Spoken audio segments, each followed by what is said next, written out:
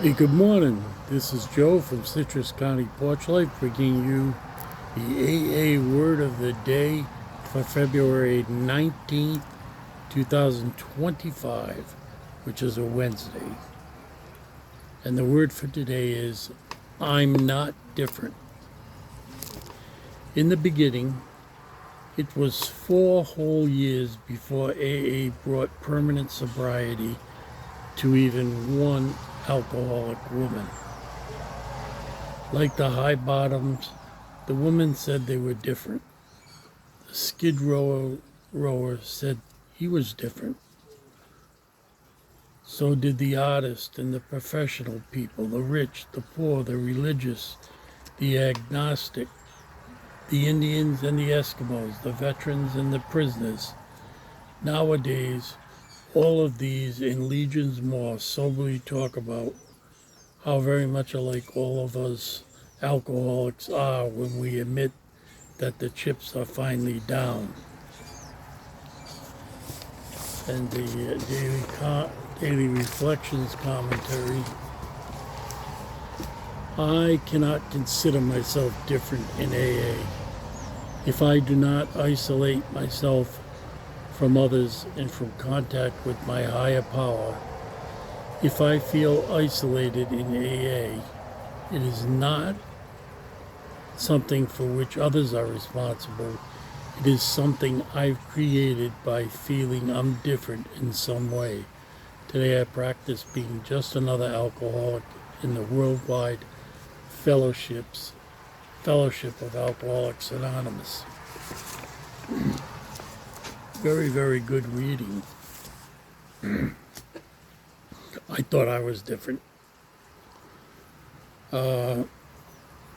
because I had never really had a jackpot. There were signposts along the way, but never stopped by a cop, never arrested, no legal problems. I still had a good job. I didn't drink through that.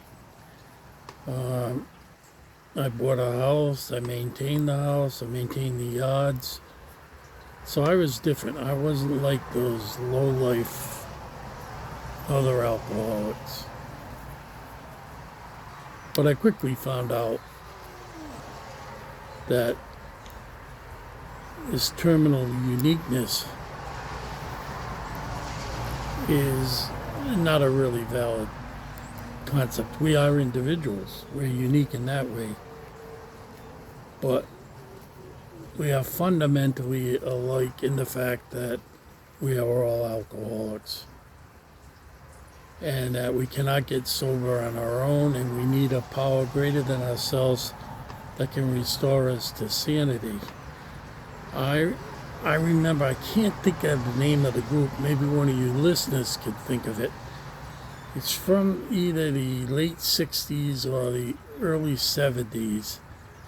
And the title of the album, it was a vinyl album. They didn't have CDs back then. We're all bozos on this bus. And that's true. We are. We're all alkies on this bus. And, you know, this is his quote comes from the very beginning when, you know, women mostly, you know, hosted the meeting. And the meetings were at homes. It wasn't as big as it is right now. And you just sit and talk over coffee. And it was the sharing that was different than all the other therapies. All the other, give them this drug, see if that helps. Give them that drug, see if that helps. You know, if they get esophageal varices, put that cold water down their esophagus, see if you can save them. And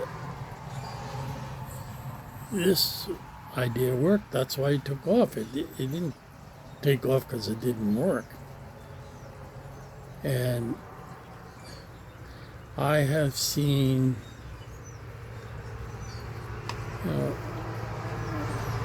well, one of the doctors I worked with was a member of AA with me. And She really became a very valuable member. At first, she was very skittish about talking about who she was and what her issues. Uh, but eventually she did. And she was a really great member of the group that we had in Providence. And I miss her. We worked together a lot. Uh,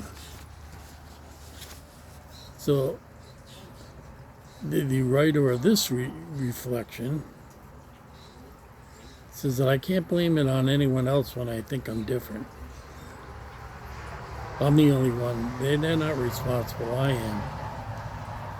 And it's just so great. I keep talking about that first meeting I went to, and I went to that about 4 years. What happened was the church decided they didn't want to host it. I don't know if it was insurance issues. They were doing a renovation. I don't think they wanted anyone to get hurt. So they gave us plenty of notice that, the Great Hall there would not be available. And, we went and sought out another venue, and we got one. But, there were so many people at that meeting, so many people smiling, laughing. And every time someone got up, there was something that I could relate to in their story. It wasn't like, I'm not like that at all. It's like, yeah, I understand that. Even in it, and I repeat it quite often, at that meeting was an older lady, now I'm old, who came in and just talked about her dog all the time. Never really got into much about her alcoholism. And I had no idea what was going on with that woman. And it's true what they say, you have no idea what a person's story is. And I resented her. And I used to come in and I'd look around and say, oh God, thank God she's not here. Because I didn't want to hear about a dog anymore. And then she'd come walking in and I said, I never walked out on a meeting, so I stayed at all the meetings, but I was just...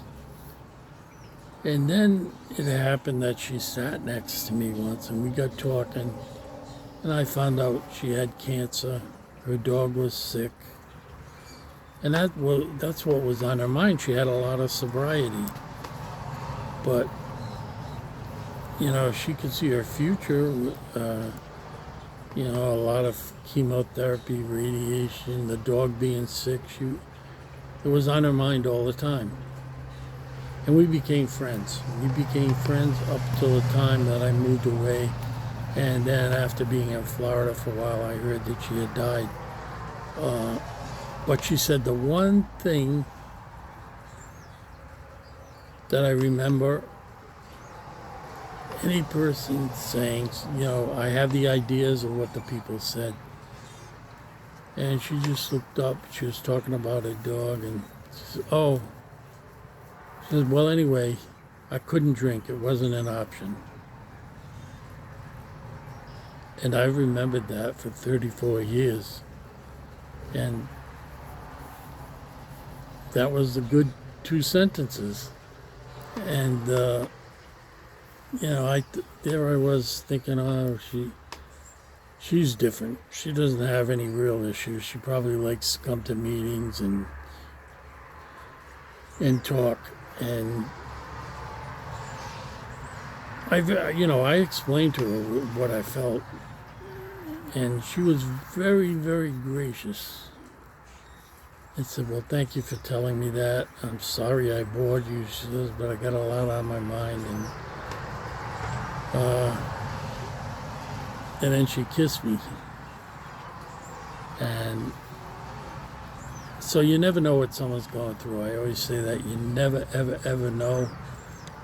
It could be something so horrible you can't even imagine. But we're all bozos on this bus, that's for sure. So have a safe and sober day, and see you tomorrow.